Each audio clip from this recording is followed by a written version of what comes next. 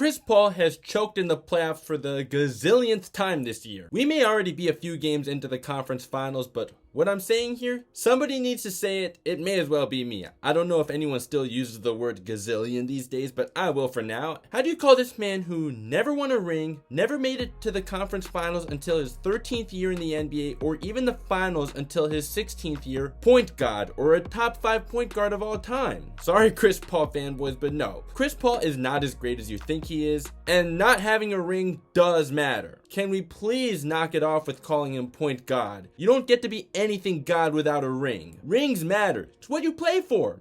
You play to win the game. In my last video about James Harden, I got a recency bias comment, and that's some clown shit.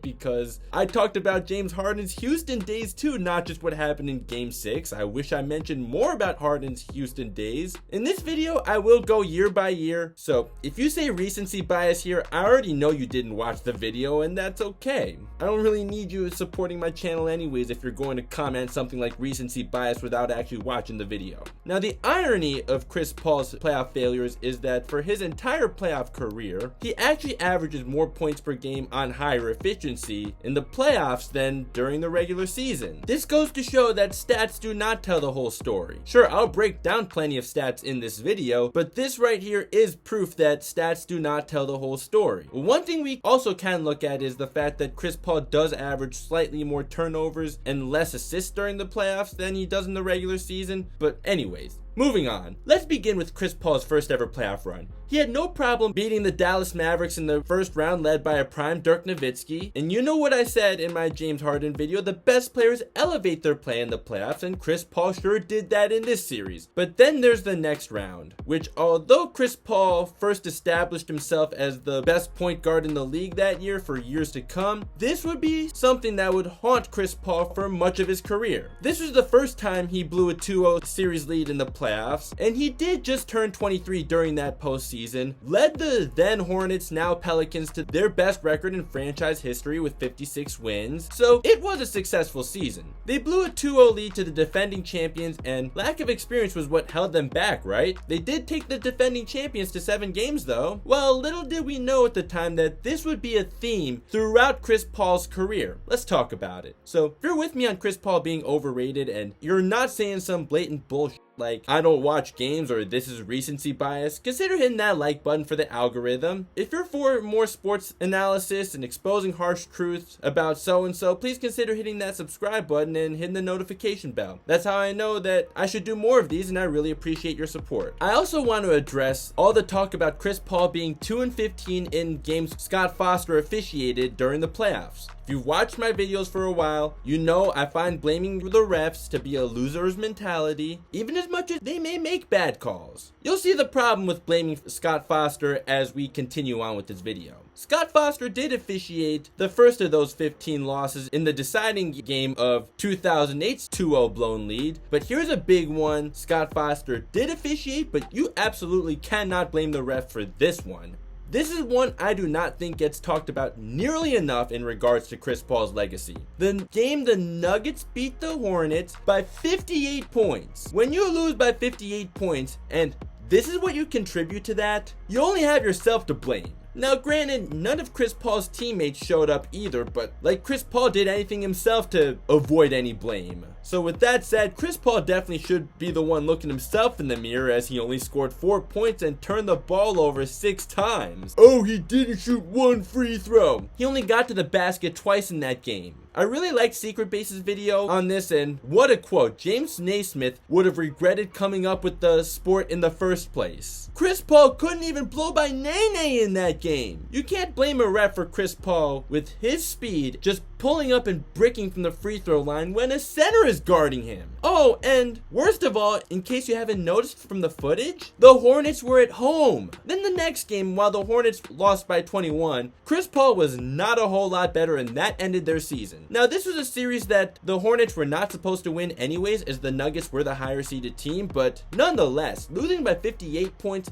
and then following that up by losing by 21 points is absolutely inexcusable, period. Now, Chris Paul has done a beautiful job at adapting after losing some of the blazing speed he had early in his career after a leg injury in 2010. I will give him that. His ability to change speeds is like none other. But then in Lob City, while he completely changed the Clippers culture for the better and has had a lasting impact even after he got traded, for him to never make it past the second round in Lob City, even once, is inexcusable regardless of who's coaching. It's true that Chris Paul has made everyone he's ever played for better, but he's still ringless, therefore he's not point god. And one thing I want to emphasize that applies to anything in life: you don't get to blame others for your own failures. Sure, sometimes bad luck may happen, but excuse making and pointing the finger at others is not how you succeed at anything in life. Okay, Chris Paul has had a better NBA career than most could ever dream of, but he still has plenty to blame himself for throughout his career for why he's still ringless. 2011, his last year in New Orleans, his team was not that great and he got them to the playoffs to lose to the two-time defending champion Los Angeles Lakers led by Kobe in 6 games, and to be honest, I don't really remember anything that stood out about Chris Paul failing in that series, well, other than him only scoring 10 points and committing 5 turnovers in the deciding game, and 6 of those 10 points being when the game was out of reach and his team losing by 18. So here we are now in Lob City, where Chris Paul has a new running mate in Blake Griffin, the reigning rookie of the year, made the All-Star game as a rookie, known to be a high flyer, and with Chris Paul being the great passer that he is, expecting a bunch of alley-oops between the two of them, the Clippers got to be dubbed as Lob City. I get that Vinny Del Negro and Glenn Rivers are not great coaches. I know. However, let's please not act like Chris Paul didn't have his own faults. Like I said before, you can't blame everyone else for your own failures. You'll never succeed that way. The first year in Lob City was a success, as the team was able to make it to the playoffs and make it past the first round for the first time since 2006. Then they ended up getting swept by the Spurs. Were the Clippers expected to win? No. But to get swept is inexcusable, and Chris Paul sure did not play well at all in that series. 2013, the team leveled up and won a then franchise record 56 games, and they play the grit and grind Memphis Grizzlies. This would be the second time Chris Paul would blow a 2-0 lead. Game 3, just 8 points, only 4 for 11 with 5 turnovers and 4 assists as the Clippers lost by 12. Game 4, the Clippers lost by 21. Chris Paul's stat line for the whole game was pretty good: 19 points, 6 assists, only 1 turnover, shot over 50% from the field, but most of that was done in the first half as he was nowhere to be seen in the second half. So 4 games in, and we can say games 3 and 4, the Grizzlies were living up to the grit and grind nickname. Game 5, after Blake Griffin got hurt, Chris Paul scored 35 points, but only 4 in the fourth quarter. Game 6, I remember Chris Paul getting ejected, and I didn't think that was a good call that he got ejected for, but want to know something about that entire series? Scott Foster only officiated 1 game in. That was a game the Clippers won, so you cannot blame Scott Foster for this at all. So now we have a coaching change. The Clippers did not renew Vinny Del Negro's contract, so they brought in Glenn Rivers. You know him as Doc, but I call him by his real name on this channel. He won a championship with the Celtics in 2008, so this sounds like the Clippers are in position to vastly improve, right? Well, we would also realize that Glenn Rivers is not that good of a coach, but he will not be the focus here because sure, he's had his own faults, but I can't say it enough that you can't blame others for your own faults, and Chris Paul has had more than enough of his own faults. 2014, the Clippers won up their franchise record by winning 57 games. They're the last team to beat a Stephen Curry-led Warriors team in a non-finals series. They took down the Warriors in 7 games, but here we are in the second round once again, this time against Kevin Durant, Russell Westbrook, and the OKC Thunder. Game 1, the Clippers blew out the Thunder, but then would lose the next 2 games. Game 2, Chris Paul didn't even get a shot off in the fourth quarter. And I understand he's a pass-first point guard, but 0 shots from your best player in crunch time, pass first or not, you have to do better. Chris Paul needs to find a way to will his team to victory here, even if he's taking some bad shots along the way. I'd rather see that than not even 1 shot attempt. He also fouled out, committing 3 fouls in the fourth quarter. Scott Foster was not officiating that game. Game 3, Chris Paul had 1 point in the entire fourth quarter. Scott Foster officiated that game, but Chris Paul can't blame Scott Foster for a lack of aggression in the fourth quarter. Game 4, Chris Paul was the only one to get anything going to start the game for the Clippers. They rallied back after trailing 32-15 at the end of the first quarter. Chris Paul was actually very clutch in this game as he scored 14 of the Clippers' 38 points in the fourth quarter, and and the Clippers won that game by 2 points. Game 5, Chris Paul had his infamous 2 turnovers in the last 17 seconds of the game. The Clippers were up by 9 with 40 seconds left in the game, and they blew it. Chris Paul tried to draw a foul on Russell Westbrook when he should have spin moved, since there was no way KD would have been able to get to Chris Paul fast enough. Then when Serge Ibaka came to help as Chris Paul was attacking the basket on the second of those 2 turnovers, Chris Paul got indecisive and lost the ball. Did Scott Foster officiate that game?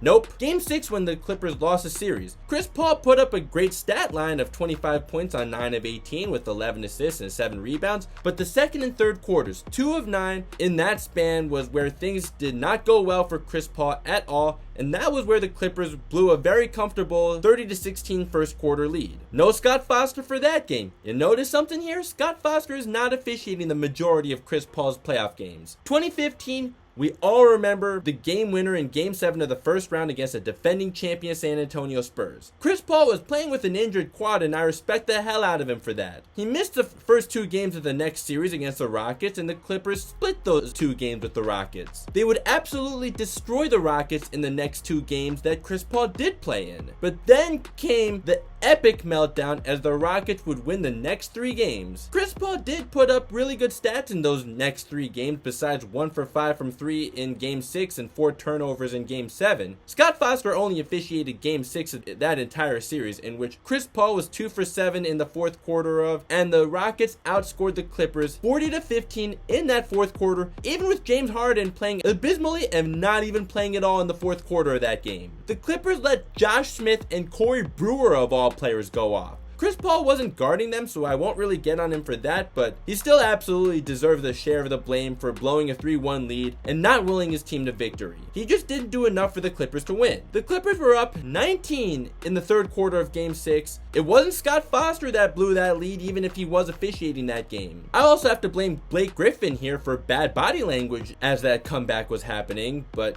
now we got to move on to 2016. This was the third 2-0 blown lead for Chris Paul, but both he and Blake Griffin got hurt, so I won't get on Chris Paul for that. I won't even get on Glenn Rivers for that, and you know I don't think highly of him. It is still very much a what if for the Clippers to win that series with their star players, as Chris Paul and Blake Griffin got injured in Game 5 and they already lost Games 3 and 4. 2017, yes, Blake Griffin got hurt. He had JJ Redick and DeAndre Jordan as his next best players, so this was not a good supporting cast at all. I will give Chris Paul credit for willing his team to Game 7, but then in Game 7, he was 6 for 19, so he still definitely deserves a share of the blame for losing that Game 7. So now Chris Paul is in Houston, Lob City is over, and Chris Paul is teaming up with James Harden, good for the best record in the NBA, and this time, finally, Chris Paul made it to the conference finals, where they would meet up with the dynasty Golden State Warriors. We talked about this in my previous video. Chris Paul did indeed bail out James Harden in Game 5 before he got hurt, but then again, we'll never know what would have happened if Chris Paul played Game 6 and 7. One thing we shouldn't forget though is Chris Paul played poorly in Game 3, where the Warriors won by 41 points. Not much better than 58 back in 2009. Now, I know Michael Jordan, Kobe, Magic, Kareem, Larry, LeBron, they've all had bad playoff games or even bad playoff series, but they at least have rings. They've been blown out in playoff games before, but I don't think they've ever lost by 58 or 41 in a playoff game. If they have, you can correct me in the comments, but I'm pretty sure none of those guys have lost by that much in a playoff game. 2019, the Rockets took a step back and won 53 games. Chris Paul had the lowest scoring average of his career with terrible efficiency, shooting just 42% from the field. The Rockets would still have no problem beating the Jazz in the first round, but then lost to the Warriors in 6 games, and Chris Paul and James Harden had a falling out. That landed Chris Paul in OKC for Russell Westbrook. Chris Paul was pretty abysmal in Games 1 and 5 in that second round series against the Warriors, but Scott Foster did not officiate either of those games. Scott Foster only officiated Game 2, which the Warriors won, but the Rockets shot 1 more free throw than the Warriors did in that game. I understand free throw differential does not tell the whole story, but it can tell part of the story, and the free throw differential wasn't significant at all. Scott Foster also isn't why Chris Paul was 2 for 7 from 3 and turned the ball over 4 times, or why James Harden turned it over 6 times in that game. So at this point, it does seem like Chris Paul is declining, and the Thunder were not supposed to make it to the playoffs, but they managed to get the 5th seed in the West and took the Rockets to 7 games. So while Chris Paul is still ringless, this is definitely not nearly as terrible of a loss as the ones I previously mentioned. Chris Paul would end up in Phoenix the following season, a team that hasn't made the playoffs since 2010, and they have a young rising star in Devin Booker. By the way, Scott Foster only officiated Game 7 of the first round series that the Thunder just lost into the Rockets, so once again he can't be blamed. What about the other 3 games the Thunder lost? So now last year, Chris Paul finally made it to the finals for the first time in his career. And correct me if I'm wrong, but I believe the Suns were favored to win that series. They did beat a Lakers team where Anthony Davis was injured and LeBron quit. Anyone who denies that LeBron quit, just accept it because he did. Stop being a fanboy. A Nuggets team that didn't have Jamal Murray, and the Clippers without Kawhi Leonard. But you know what? I think I should cut some slack there, since we can go all day with teams not being healthy for the playoffs and that making a difference in who ends up becoming the champions. For once, Chris Paul was not on the short end of the stick for injuries. So for him to elevate a team that hasn't been to the playoffs in 10 years and was only projected to be a low-seeded team in the Western Conference to the finals is impressive. Although I do still think Devin Booker was the man of the team, Chris Paul definitely did elevate them. He definitely brought the intangibles to the team, so I definitely give Chris Paul credit for that. In the finals though, with everything seeming to go the Suns' way in the first 2 games, as Chris Paul averaged 32 points per game in the first 2 games, and the Suns destroying the Bucks in pick and rolls, perhaps I may have cursed them by making a video about the 93 Suns after they went up 2-0. Sorry guys. Mike Budenholzer made an adjustment and he cut Brook Lopez's minutes in favor of Bobby Portis. Well, Brook Lopez did play the most minutes he played in the series in games 5 and 6, but 3 and 4 his minutes were reduced. Game 3, yes, Scott Foster did officiate, and yes, Giannis shot more free throws than the entire Suns team combined, but you cannot blame the refs for losing by 20 points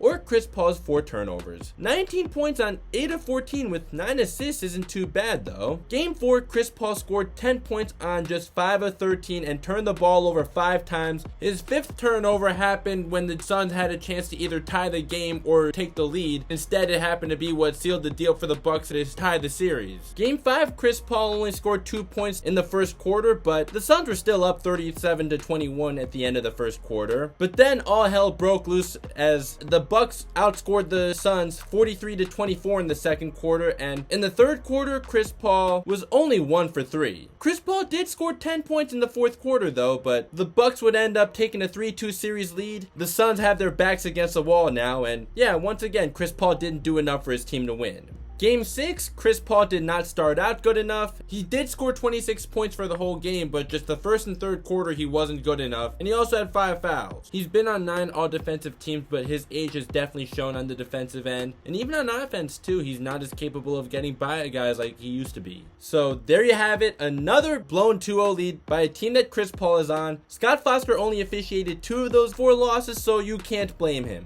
I'd still say this was a successful season for the Suns relative to expectations, but Chris Paul is still ringless, and I don't know how you can call this guy point guard or a top 5 point guard ever with this many choke jobs. Like, I really don't get it. The fact that Chris Paul has been able to contribute and play at a high level in his late 30s is absolutely impressive, but he still has yet to finish the job. And Chris Paul also did say during the summer that he's addicted to playing in the finals. Oh, really? Okay. So now, fresh off a trip to the finals, the Suns seem poised to redeem themselves as they set a franchise record 64 wins. That's more wins than any Steve Nash or Charles Barkley led Suns team. They beat the Pelicans, who only made the 8th seed because they were fortunate enough for the Clippers to be without Paul George in the second play-in game due to COVID. The Pelicans only won 36 regular season games, and they took the Suns to 6 games, but to be fair, Devin Booker did get hurt in that series. In the second round, the Suns took a 2-0 lead, and we know what happened there. They not only blew a 2-0 lead, they lost Game 7 at home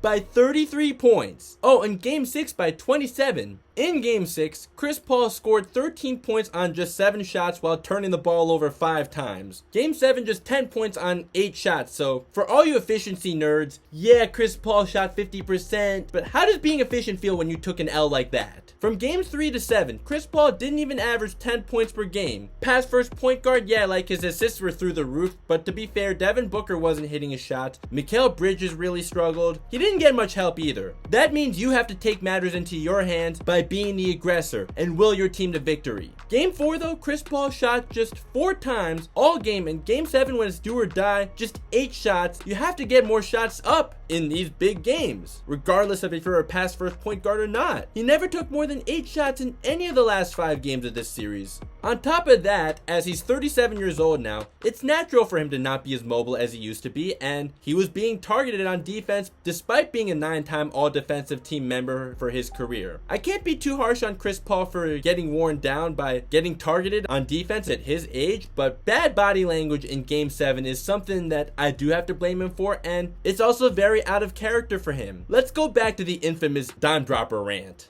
Chris Paul never did that. He never just laid over like that. In Game 7 against Utah is the furthest you can go, maybe. And he didn't have Blake Griffin on the team. He had DJ, JJ Redick, and a trash-ass squad without Blake playing. Well, now the furthest you can go is this Game 7. Also, Scott Foster didn't officiate any of these games, so you definitely can't blame him for this. With all this said though, I do have to give the Mavericks credit for their strategies on both ends of the floor. I think the Mavericks also did a really good job of smothering Chris Paul in his favorite mid-range spot, which his only counter to was passing the ball. So what exactly is the harsh truth about Chris Paul? He's not point guard. Magic Johnson is point guard. Chris Paul is not a top 5 point guard of all time, and last year I thought making the finals secured his place as a top 10 point guard of all time, but at number 10, now I wouldn't even call you crazy if you say if he's not even top 10. Chris Paul is absolutely a Hall of Famer for sure, but he was never good enough to be an ideal best player on a championship team.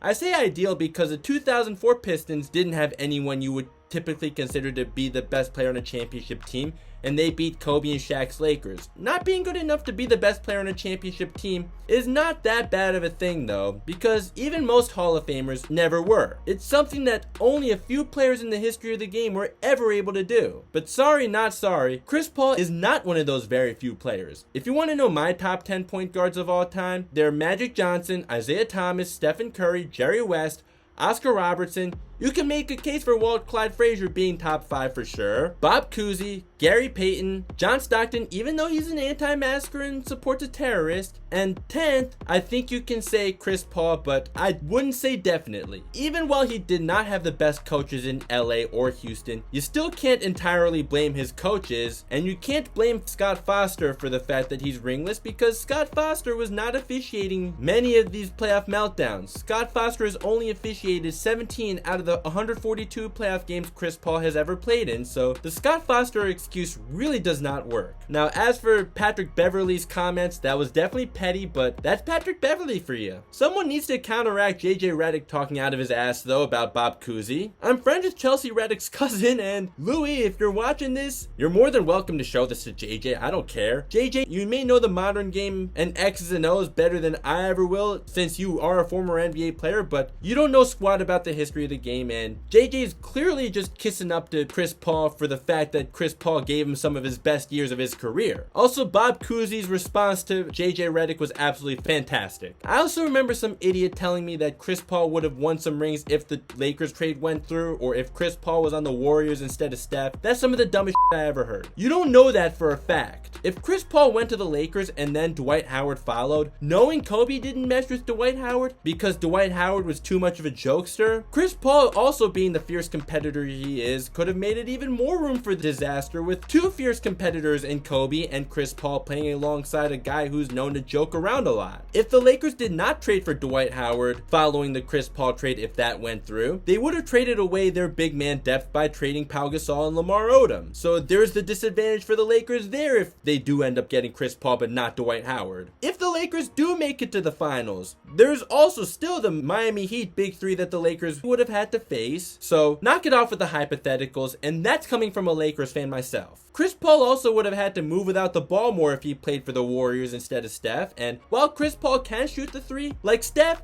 no. Chris Paul also doesn't move without the ball like Steph, but KD moved a lot better without the ball under Steve Kerr's system. But still, fact of the matter is, Chris Paul has plenty to blame himself for not having a ring. Besides, the Warriors system isn't even really for everyone anyways. While neither D'Angelo Russell or Kelly Oubre are nearly as good as Chris Paul are, they are prime examples of the fact that the Warriors system is not for everyone. And finally, once again, this goes for anything in life, you don't get to point the finger at everyone else for your own failures. The team sport argument only proves even more that Chris Paul deserves a share of the blame for his team's not making it past the second round for all those years and for the fact that he never won a ring. Is the door still open for Chris Paul to win a championship? Yes, however, it's not wide open and it seems to be closing pretty soon. I really think that last year and this year were easily his best chances to win a championship, and both he and his teammates blew it. I'm not putting all the blame on Chris Paul, but he absolutely deserves a share of the blame for all of his team's playoff failures. So that's all I got for this video. If you did enjoy this breakdown of Chris Paul's playoff failures and why he doesn't deserve the passes he's been given way too many of, consider liking the video so more people can be informed. If you'd like to consider subscribing and turning on notifications for more sports content, I'd greatly appreciate it. Please let me know in the comments if I missed anything, or if you want to tell me if I'm being too harsh on Chris Paul, you can tell me that too, but don't say recency bias, because losing by 58 points in 2009 isn't even remotely recency bias. Lob City sure isn't either. If you want me to expose any harsh truths about another star player,